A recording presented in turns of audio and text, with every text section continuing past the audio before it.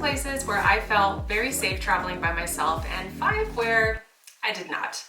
Hey guys, I'm Kristen. I've been traveling the world for the last 10 years, mostly by myself. I've been to over 60 countries alone, and over that time I've come to know a lot of places to be, somewhere that I would absolutely recommend to a first-time traveler just because it just felt so nice and safe to be there, and 5 places that really shocked me when things went wrong. So beginning with the positives, number 1 has to be Iceland. People will run their car while they're running into the grocery store, like with the keys in the ignition. Something I really cannot imagine happening here in the US. That just kind of speaks to me of the level of trust that people have in Iceland for one another. It's a small population, it's an island of only, I think, a few 100,000 people, if that. Plus, it's an island, so there's just not a lot of places to go if you commit a crime. But beyond that, I think people there work together, trust each other, and that's what makes it a really wonderful place to visit, especially if it's your first time, because you can feel safe there amongst the people in Iceland. Number 2, Japan. I have had just the most wonderful time in Japan with the local people. They are always so kind, so helpful. Even when they don't speak English very well, I find that people really try if I approach them. If I have like a translator or something like that, I find that people will put in the effort to help me out. Crime overall is also just lower in Japan, and I will never forget one time I was walking down the street and we had my son with us who was a baby. He lost one of his socks and someone actually pulled over on the road to tell us that we had dropped a sock and we didn't notice. That really wowed me with how people will take it upon themselves to be helpful to each other, and that's something that I think is so wonderful about Japanese culture. While we were waiting in line, somebody came and gifted us 2 new tickets. People will sometimes even save a seat for themselves at a table by putting their wallet on that table. So it just kind of goes to show that people have trust for each other, that it's the kind of place where you can do that, and that's why it makes Japan my number 2 pick. Number 3, Canada is just one of the friendliest places I've ever been, and I really enjoy traveling there, especially by myself, because I come across people all the time who are just so dang nice to me. People are always willing to help if you're lost, if you need directions. They're gonna drive me up there. Super, super nice of them. I actually had someone give me a bottle of water as a gift at his shop because I stopped by and I didn't have any cash on me. And that kind of friendliness just extends anywhere you go. And it's just generally a place where when I am out and about, even in the wilderness, I feel a little bit safer there than I do in its southern neighbor, the US, where I'm from. There's just a lot fewer people as well, and so you've just got these beautiful wide open spaces that are there to enjoy. People feel a lot of pride in their communities, and that is really evident everywhere that I've been in Canada. That's why we'd like to produce the best maple syrup in the world. Number 4 might surprise you, it's China. So I have an interesting first-hand experience of traveling in China. I was down to my last few dollars when I was there, and I ended up meeting a local girl who was also traveling around at the time. She kind of took me under her wing, and she was like really into hitchhiking. I'd never really tried it before, so I decided that I was gonna try it with her, and it ended up working so well that that is how I got around China. And it wasn't only that people picked me up and gave me rides, it was that they would buy me lunch, not let me pay. They would often buy me the rest of the bus fare if they couldn't take me all the way, not let me pay. Just the kindness that people showed me over and over and over in China really blew my mind. I was traveling in Yunnan and Sichuan provinces. They're a little bit more remote. I was spending a lot of time in the Himalayas and the Tibetan Autonomous Prefecture. The people in these areas are just unbelievably kind and welcoming. I never once felt unsafe, even though I hitchhiked across 2 entire provinces, mostly by myself. And I think that really speaks volumes of a place when you can walk away from it having had that experience, feeling not only welcomed, but like people went out of their way to be amazing hosts. Something that I will never forget and that I will always cherish about China, which is, I think, one of the most misunderstood destinations on Earth. Number 5 has to be New Zealand. New Zealand is also the kind of place that is just very safe. And it's no surprise, honestly, because again, it's the kind of place where the population is small, the people are nice, there's so much to do there by yourself as well. You're going to meet so many other backpackers, and that's the wonderful thing about places to travel alone where there's lots of other people doing the same thing. Speaking of hitchhiking, it's a very common thing to do in New Zealand, and I think the fact that it has remained common for decades speaks to the safety that people feel when they are there. Number 6 is Malaysia. So a lot of the countries that I've named so far on this list are a little bit in the pricier range, but Malaysia can be wonderfully affordable depending depending on what currency that you're traveling on, whether it's the dollar or the euro, you're going to have an easier time affording your trip in Malaysia. All of Southeast Asia was wonderful to travel by myself. But what I loved about Malaysia is how, again, locals would kind of go out of their way to befriend me, to show me their culture. So I got to go to a local engagement ceremony when I was there. I got to hang out with local people who took me to eat amazing food. And I just generally felt that it was a place to go where people were very welcoming, and I just felt very safe there. Number 7 on my list is Switzerland. If you want to go to one of the just cleanest, most perfectly operational, if that even makes sense, countries on this planet that is also just unbelievably beautiful, I can wholeheartedly recommend Switzerland. What I love about Switzerland, having been there twice in the summer and once in the winter, is that you cannot go somewhere ugly there. It truly is the kind of place where any lake, any mountain town you go to, it's just so quaint and beautiful, and even the big cities feel very approachable and easy to get around. I've also found people to be very welcoming.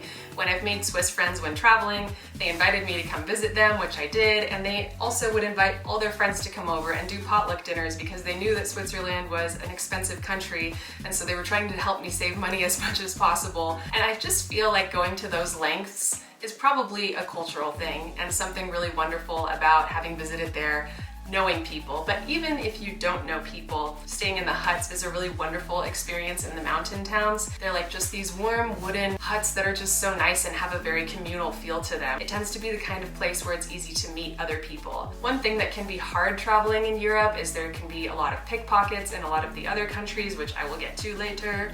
But in Switzerland, it just feels very safe and like it's much less of a problem there. Another thing that I just have to bring up, even though it doesn't have much to do with safety, is one time I was on a train in Switzerland that was 30 seconds late, and the conductor actually came on to apologize for the delay, which shocked me, but my friend who is Swiss was just sitting there like, yes, this is normal. There's a reason why they are the watchmakers, man. It's just a pristine, perfectly running place. Number 8 on my list is Namibia. I think there is, well, I know there is, an unfortunate perception that Africa, number 1, is sort of like this one place, even though it's one of the largest continents on Earth and with so much diversity. But I also think it's unfortunate that there is this idea that it has to be inherently unsafe. I have never been catcalled once anywhere in southern and eastern Africa. I've spent a cumulative 7 months in that part of the continent, and I've been to over 10 countries, and so I just think that that's a pretty good sample size, and I've really felt good traveling in these places. The only thing that I would say is if you're going to travel alone in Namibia, if you're truly gonna be alone, you want that solitude, you want that sort of in the middle of nowhere feel, because it's a country of only 2 million people, but it's got quite a lot of landmass. Make sure that you know how to change a tire, you have water with you, and you have a satellite phone. I still recommend it though to solo travelers because it's one of those places where you've really got everything. You've got the warm dunes, you've got dead fly, which is so cool, those dead acacia trees. You've got the animals of Etosha, you have the seaside town of Swakopmund, and these are all places where I just had the best time traveling. You can absolutely join a tour. I actually run them there, and I have a lot of solo female travelers who join us to have this be sort of their first Africa experience. And I think it's where a lot of people fall in love with the continent. So please don't think that Africa is inherently dangerous. When it comes to crime, actually Namibia comes out much better than the US in terms of statistics. Just some food for thought. Next is Ireland. Ireland is the 3rd country where I ever traveled, and it's a place that I've been back to, I think 5 times now in just about every season. I've also traveled in Northern Ireland, which I was absolutely in love with. It's just a place that is full of really wonderful history, but it's also this sort of culture that is very welcoming. I've gone to a pub there before and just been sort of like welcomed into a big group of people who were there celebrating. Actually, that's happened multiple times. It's just the kind of thing that happens in Ireland. You walk into a pub, everyone talks to each other, sort of party atmosphere. Even myself as a non-drinker, it's just the vibe, it's just the atmosphere of being there that is really wonderful. And you have a group of people who really want to move forward in a wonderful and peaceful way and who are very welcoming to visitors, and I just feel like that is so strong and evident when I'm anywhere on that island. Number 10 is Finland, or honestly really anywhere in the Scandinavian country area. It is pretty much all very safe there. I think that your biggest concern is if you're visiting during the winter, you probably want to have a car with four-wheel drive and snow tires because you're in the Arctic and their winter is for real. But you also have the Northern Lights. You have such a rich culture in terms of going to do the sauna, dunk into the frozen lake, which I didn't want to do, but they made me and I was glad for. Oh my god! Oh my god! Oh, that's enough of that. Holy shit! You have this sort of culture of people who really had to rely and work with each other in order to survive these winters. And I just feel like that's still there today. If you're going to travel there alone, you could choose to go to a place like Rovaniemi where you're going to have more people. There's so many tours that you can join. You can do reindeer tours, ice hotel tours, which are really cool. Highly recommend Northern Lights tours, dog sledding, meeting Santa if it strikes your fancy. These are all really cool cultural experiences that you can have while drinking blueberry juice by the fire. Finland really is a place that has a little bit of magic to it. So now the five places where things went a little wrong for me and I didn't necessarily feel as safe. I gotta start with, unfortunately, Berlin, Germany. I lived there for 4.5 years, so obviously I increased my odds of having something bad happen to me, but it was just so aggressive, some of the things that happened. I had someone actually grab me on the street. I had someone chase me down a sidewalk when he was trying to get my attention to hit on me and I ignored him. Just the aggression was too much for me. It actually made me almost leave. So if you are going to visit Berlin, I recommend that you stay in Prenzlauer Berg. I also like parts of Friedrichshain. Schöneberg is great. Neukölln can also be good. I just think probably a lot of that happened because I lived there for so long and it just all happened in this sort of one centralized neighborhood. Should I say the neighborhood? Okay, it all happened when I lived at Hermannplatz. I would avoid that area like the plague. Germany is also the only place where I've been straight up pickpocketed. So be careful in Europe, be very careful. They are quick, they are good. So make sure that you have your bag here, have one that has locking zippers, have one that has RFID blocking technology. Just do your best to be super aware at all times. The next place that unfortunately I had a really bad experience was Nepal. So it was actually early on during my stay there. I was about to start the trek to the Annapurna circuit. It was going to be a 2-week hike and I got groped the night before it was supposed to start. I was just walking down the road, someone grabbed me and ran before I could even react or see what was going on, before my brain could even truly register what had just happened. I considered, should I leave? Should this be the end of my time here? I did end up deciding to do the hike. I'm really glad that I did. The people of the Himalayas are really lovely and wonderful. It was one bad experience that taught me that walking alone, even at dusk, probably not a great idea in most parts of the world. Another place where I had a really bad experience, unfortunately, was Santiago in Chile. There's a reason why no South American or even Central American country has been named on this list, and that's because of the super aggressive catcalling. But what happened to me in Santiago was really next level. I was in an elevator by myself. 4 huge men got in with me, surrounded me, and just started saying like really nasty things to me. And it was the most uncomfortable elevator ride of my life. So I just chose to sit there silently, which feels shitty, but at the same time, I didn't want to know what would happen if I did react. I think it's best not to react, but it's just unfortunate to be in that situation. I had been traveling with a friend and nothing had really happened. And then as soon as I was by myself, that's when things got really aggressive and the catcalling started. So it's really unfortunate, but that is why I did not name anywhere in South America.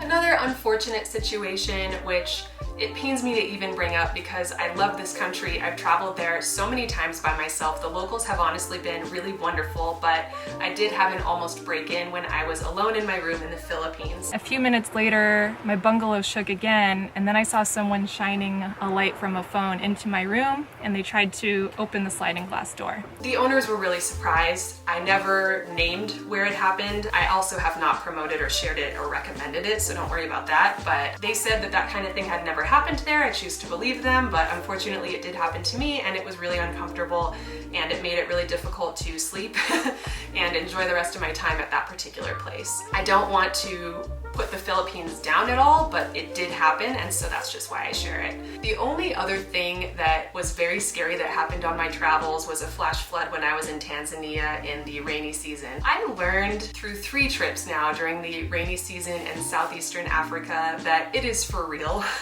I will not travel there during the rainy season again due to so many flooding situations, but this time I don't know how close I came to dying, but let's just say I'm very lucky that the attendant was there, took it upon himself to come warn me, which put his life in risk, that a flash flood was coming, and I'm just forever grateful that I didn't drown that night. I am very lucky that over the last 10 years, these were the worst things that happened. I'm still very happy to be traveling by myself, but I just wanted to share with you the wonderful places that I've been and why, and some of the bad experiences too, because you get both in life and on the road. I hope that this video helped you. If you want to learn more about how to stay safe on the road, watch this video next. It has all the things I would not do when you're traveling alone if you want to stay safe, and watch this video if you want to see my very favorite places to travel alone for the first time. Thanks, guys.